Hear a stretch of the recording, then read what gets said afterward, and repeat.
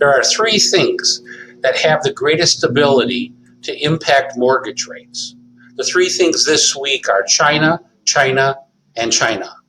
I'm sure you've heard that last week we announced that we would impose a 10% tariff on the remaining $300 billion of Chinese imports. This came after a very poor face-to-face negotiation with China last week.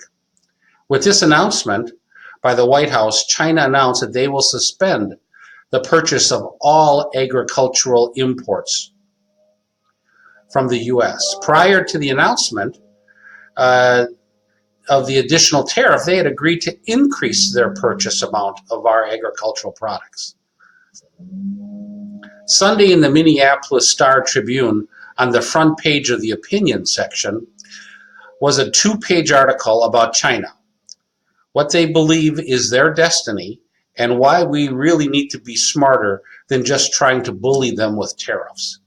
It's a chilling article, and I strongly suggest that you find it online or in print.